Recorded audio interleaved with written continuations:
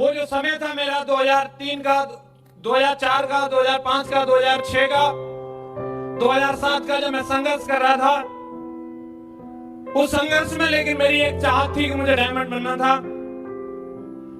और जब कोई भी व्यक्ति कोई भी चाहत रखता है तो ईश्वर उसकी चाहत के हिसाब से प्लानिंग करता है।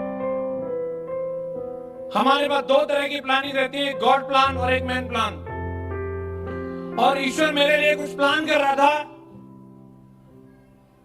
उसने सोच के रखा था तेरा सही वक्त कब आएगा।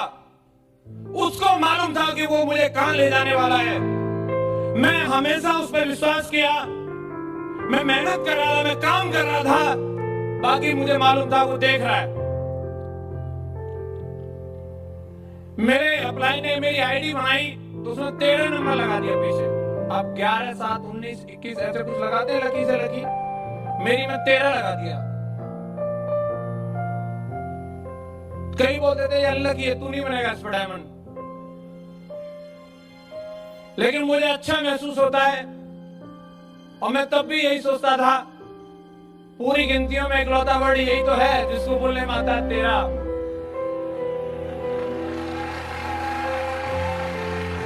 और जो आईडी उसकी है वो डेवलप होगी कि नहीं होगी? भरोसा था जरूर होगी। हम उम्मीद लगाते हैं किसी और से, ये मिस्टर धनीराम काम करना चाहिए, आहा बहुत गोरा है, ये तो मेरे संग चलना ही चाहिए। क्या लिस्ट है इसकी, क्या फाड़ू बंदा है। गॉड गया, उसको डायमंड बनाने की प्लानिंग नहीं है तो वो नहीं चलेगा। उसने आपके लिए कोई न कोई व्यक्ति सेट करके रखा है, एक समय पे उस व्यक्ति से आपको मिलवाएगा। हर जगह हर रिकॉर्ड एक नियत होता है और एक समय आने पर वो अपने आप बन जाता है। मैं हमेशा घूम रहा था, हमेशा चाह रहा था आज मुझे मिलना चाहिए, मैं इसके पास जा रहा हूं, ये तो ज्वाइन करना चाहिए। इसका मैंने कई बार फॉलोअप कर लिया, ये तो आया ही नहीं। 11 बार चक्कर काट लिया, ये क्यों नहीं ज्वाइन करता। गॉड प्लान कुछ और था, अरे ये नहीं, इससे तगड़ा वाला कहीं वेट कर रहा है, तू रुक, तू रुक।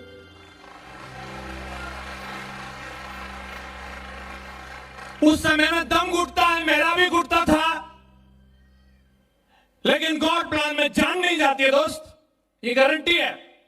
और मैं आश्वासन देता हूं, जान नहीं जाएगी, वेट करो।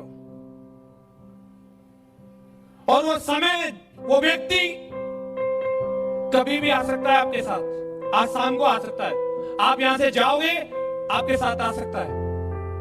मैं जिन लोगों के साथ काम किया, मैंने जिन लोगों को ज्वाइन कराया, जिनके साथ मेहनत करी, सब डायमंड नहीं बने, लेकिन जो डायमंड थे, जो रिकॉर्ड होल्डर थे, वो मुझे मिले। आप सोच नहीं सकते कब और कहां कैसे मिल सकते हैं। मैं एक दिन शाम अपनी सिस्टर के घर पे बैठा, अंधेरा था, बिजली नहीं आ रही थी, और मेरे जीजाजी के पिताजी वहां बैठे बात कर रहे थे, कोई और भी व्यक्ति बैठे थे। तीनों लोगों में से किसी का चेहरा नहीं दिख रहा था, हम एक दूसरे को नहीं देख रहे थे, बस बात कर रहे थे। और उनमें एक व्यक्ति वहां पे कुछ बात बोले जा रहे थे, अपने बारे में बता रहे थे, मैं अहमदाबाद गया, मैं जोधपुर गया, मैं ऐसे गया, मैं वैसे गया। और वहां अगर सिक्योर लाइफ का बंदा बैठा है तो उसके कान खड़े हो जाएंगे कि नहीं हो जाएंगे। मैंने कहा ये आदमी काम का लगता है। और मैंने बिना चेहरा देखे, बिना नाम जाने, अंधेरे में उनकी प्रोस्पेक्टिंग शुरू कर दी। मैंने कहा सर आपके लायक एक बहुत काम की चीज है। उन्होंने बोला बताओ क्या है। मैंने यहां नहीं बताते, संडे को अलीगढ़ आना है। और मैं सोच रहा बड़ा तगड़ा पार्टी मिला है, अभी तो जब ये बंदा पूरे इंडिया में लिस्ट है फिर तो अपनी चांदी होने वाली है। संडे को बिल्कुल टाई में लगा के सेट होके पहुंच गया। आज ज्यादा गेस्ट आए नहीं आए, लेकिन वही आने चाहिए जो अंधेरे में मिले थे। और वो सर आए, उन्होंने बताया कि मैं वही हूं। तो मुझे उन्हें देख करके विश्वास नहीं हो रहा था कि ये वही है। पैरों में हवाई चप्पल थी और उनकी चप्पल टूटी हुई थी, जेवड़ी से बंधी हुई थी एक चप्पल। आप हंस रहे हैं इस बात पर, लेकिन अगर जिसके पैर में होगी उसको महसूस हो सकता है। ठीक से कपड़े नहीं थे। और उन्होंने वो प्लान देखा, जो सूटेड वूटेड वालों से वो रिस्पॉन्स मिलने की उम्मीद नहीं होती, वो रिस्पॉन्स मुझे उनसे मिला। उन्होंने कहा सर मुझे ये ज्वाइन करना है, मेरा फॉर्म भरवाइए। मैंने उनका फॉर्म भरवा दिया। शाम को मैं उनके साथ ही वापस आया गांव में, और मुझे मेरे जीजाजी ने भी मना किया, तू गलत आदमी को जोड़ रहा है, इनके बस की बात नहीं है कुछ भी। और भी कई लोगों ने बोला कि यार वो पहले से ही इतना गरीब है, तू क्यों और ज्यादा गरीबी को उसको मारने के चक्कर में कहीं और किसी की जेब काट लेना, वही मिला तुझे। सच बात बता रहा हूं। और दोस्तों कुछ दिन तक उनका फॉलोअप का सिलसिला चला और उन्होंने इस बिजनेस को ज्वाइन किया, और वो कोई और नहीं, मरकरी लीडर श्री लाल बहादुर शर्मा जी हैं।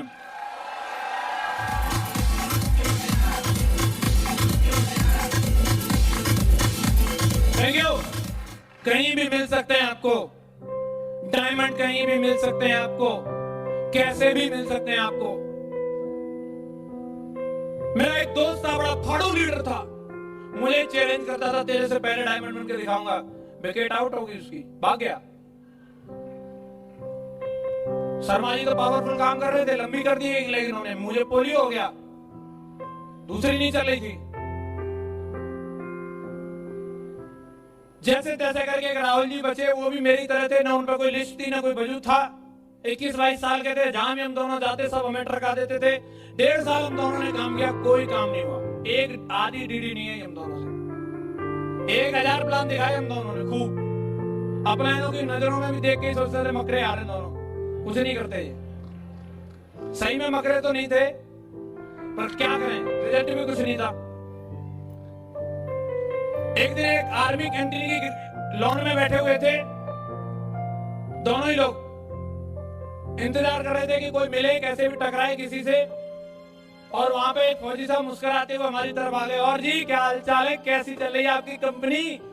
जानते थे वो हमें पहले से, और उन्होंने जैसे ये पूछा, हम एकदम पूरे 1.5 साल की असफलता को साइड करके जैसे मानो आज ही डायमंड बने, पूरे जोश में बात करी, और उनको लगा कि इनकी तो बढ़िया चल रही है।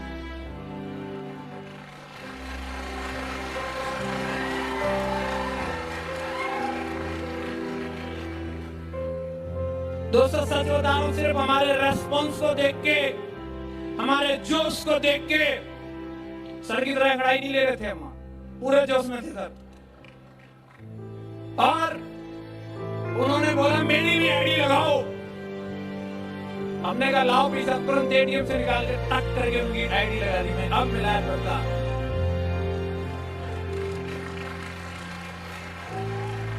और दोस्तों वो बंदा कोई और नहीं, मरकरी लीडर शैलेंद्र सिंह जी थे। दोस्तों डायमंड कहीं भी मिल सकते हैं। एक हमारी टीम का बंदा था, काम नहीं करता था, रोज बहाने लगाता था, बादशाह टाइप का बंदा था, कभी भी जाओ कुछ भी करो, लेकिन वो सुनता ही नहीं था। उसके घर पे काम चल रहा था, खुद ही बेलदारी कर रहा था, मेरे को भी वहां खड़ा कर रखा था। कभी बोलता पाइप उठा के लाना सर, मैं ला के दे देता था। मैंने कहा सर वो प्लान के लिए आज चलने ना सर, 1 मिनट रुक जाओ, थोड़ा ये सीमेंट का कट्टा उठवाओ फिर चलते हैं। और उसी समय एक व्यक्ति वहां आकर के खड़ा हो गया, उन्होंने बाल वाल काट रखे थे, ठीक ठाक लग रहे थे। मैंने नमस्ते सर, और उन्होंने अकड़ में बोला हाँ नमस्ते। मैं सर क्या करते हैं, तो बोलते फौज में हूं। तुम क्या करते हो? मैंने सर मैं तो बहुत बढ़िया काम करता हूं, आपको बताऊं आपके लायक एक चीज है। बोले बताओ। उन्होंने ईंट बिछा ली, बोले बैठ बता क्या है। मैं सर यहाँ बताने की चीज नहीं है, थोड़ा घर चलेंगे। बोले ठीक है। सामने ही घर था, उनके घर में जाकर के मैंने उनको प्लान दिखाया और उन्होंने ज्वाइन किया। वो कोई और नहीं, वीनस लीडर ओमवीर सिंह जी थे। दोस्तों उन दोनों की लकीली पोस्टिंग जोधपुर में थी। मैं आपको बता रहा हूं, उधर कुछ नहीं है, इधर ही देख लो। उधर जो होगा वो यहीं से होगा। पहले रिमोट मेरे पास है। हेलो, जोधपुर चला गया मैं उन लोगों के साथ काम करने के लिए। मैं आपको बताता हूँ, डायमंड कहीं भी मिल सकते हैं आपको। मैं यूं रहता था, यहाँ मेरा कमरा था और एक कमरा इधर से भी था, दोनों के गेट बराबर में थे और एक फौजी साहब वहां बगल में रहते थे। और नई शादी हुई थी, मैडम को लेके आए थे। मैडम को समझा के रखा था, ये लड़का कुछ उल्टा पुल्टा काम करता है तो इससे बात मत किया करना। और मैं वो मैडम को कितने प्यार से भी नमस्ते करूं, लेती नहीं थी। एक दिन क्या हुआ कि उनको डिश लगवानी थी। डिश फिट करने के लिए जो बंदा आया उसको एड्रेस बता रही, वो बता नहीं पा रही और वो बंदा समझ नहीं पा रहा। अब उनको मजबूरी मेरे रूम में आना पड़ा। बोला भैया इसको पता बता देंगे थोड़ा? मैंने हाँ जरूर बता देंगे। मैंने उससे बात करी, वो बंदा मेरे से भी नहीं समझ पाया। मैं पैदल जाकर के उसको लेके आया, उधर से उसकी बाइक पे बैठ के आया, थोड़ा केबल फेबल खिंचवाई, तार बार छीले और उनकी डिश चालू करवा दी। शाम को जब वो फौजी साहब वापस आते, मैडम बोलती आप ये भैया को बड़े खराब बता रहे, ये तो बहुत अच्छे, इन्होंने आज दिन भर हमारे संग काम करवाया है।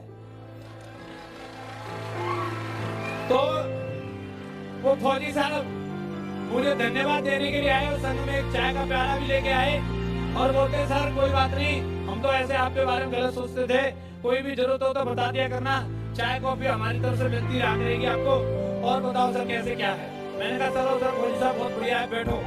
और मैं उस समय दोस्तों किताब पढ़ रहा था स्वेट मॉडर्न की, कैसे बने करोड़पति। किताब मेरे सिरहाने पे रखी थी, वो किताब का टाइटल देख करके बंदा फ्लर्ट हो गया, बोलता सर किताब पढ़ के भी करोड़पति बन जाते हैं क्या? मैंने बिल्कुल बिल्कुल बन जाते हैं। और मैंने तुरंत वो पेज पढ़वाया जिसमें पार्ट टाइम इनकम के बारे में लिखा था। फौजी साहब तुरंत राजी हो गए कि मैं भी करने के लिए तैयार हूं। मैंने रात में उनको प्लान दिखाया और मैंने सीनेटी की इंपॉर्टेंस बताई। रात में ही मोटरसाइकिल लेके 8,500 रुपए लाके दिए, सीनेटी डाउन मत कर देना। मैंने कहा बिल्कुल सही जगह पे मिलेगी। और दोस्तों उनको मैंने ज्वाइन करवा दिया। अगले दिन दो दोस्तों को भाभी के हाथ का खाना खिलाने के लिए लेके आए फौजी साहब। और उन दो दोस्तों में दोस्तों एक विकास यादव भी थे, एक विकास यादव भी थे।